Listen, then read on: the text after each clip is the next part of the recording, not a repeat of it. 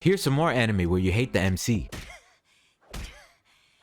Starting this one off strong, we've got the elephant in the room. And before you leave your angry dislike Naruto kids, let me start by saying that contrary to popular belief, I actually really love this character. But it seems like it's become a popular social media trend to hate on him for some reason. And this hatred for Naruto is not something he's only had to deal with in our reality, but even in his own universe as well. Considering that when we first meet the character, he is universally hated by his entire village, solely for having the nine-tailed fox inside of him, pause. And I feel it's definitely safe to say that that hatred is an integral part to Naruto's character. Even in his main motivation of becoming the Hokage, you can quickly see that both the root of Naruto's problems as well as his goals revolve around other people's hatred for him. Since to Naruto, becoming the Hokage means others will stop disrespecting him and look at him as a member of the village rather than a monster. The reason that the first episode of Naruto still makes me tear up to this day stems from the moment where Naruto feels like he's finally been accepted by somebody through Iruka, and he begins to stop associating himself with the monstrous perspective that other humans have for him. And I definitely think that is something that all of us Naruto fans or not can relate to, and I have to give proper love and respect to that character for the representation of him and what it means to my life personally. But with all that being said, I definitely can still see how some people can hate him, with one of the main complaints people have for him being how he tries to talk to every one of his enemies. Now I for one believe that Talk no Jutsu is a wonderful representation of who Naruto is as a character, but you guys are gonna have to let me know whether Naruto is more likable or hateable in the comments. Leading us into the next anime protagonist who definitely doesn't deserve the hate if you ask me, Gonta Igarashi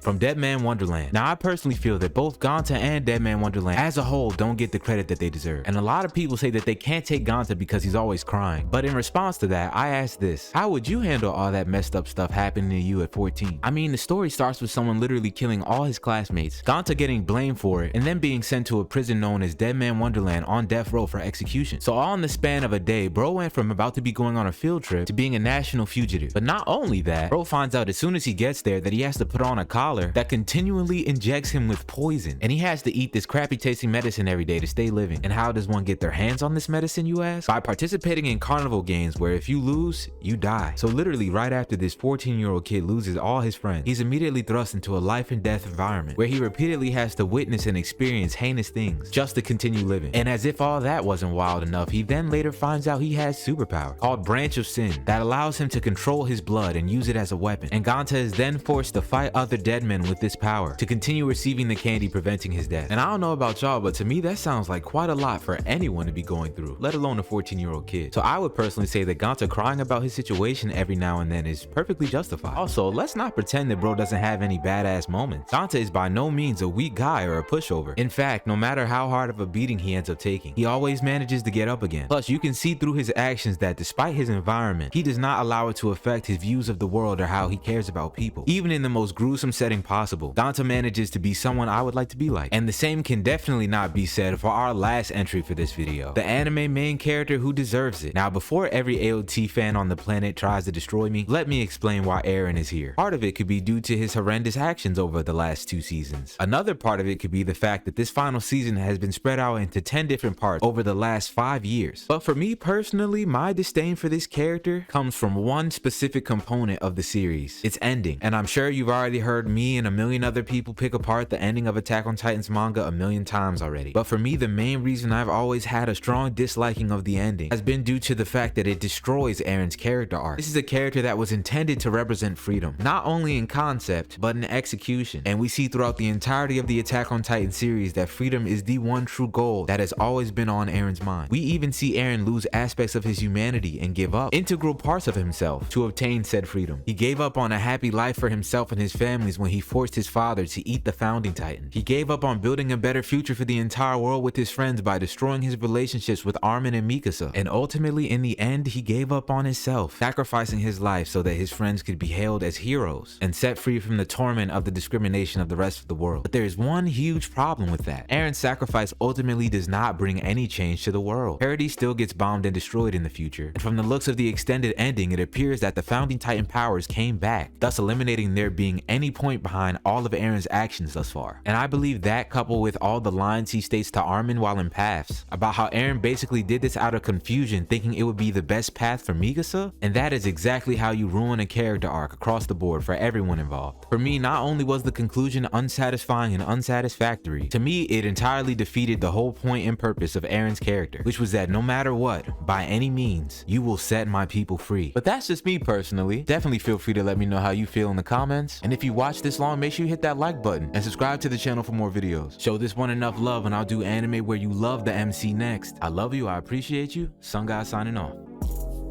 I come in clutch like a genie. Don't talk unless you need me. You talk too much, you need it. All of my bitches look like models, she in love with me.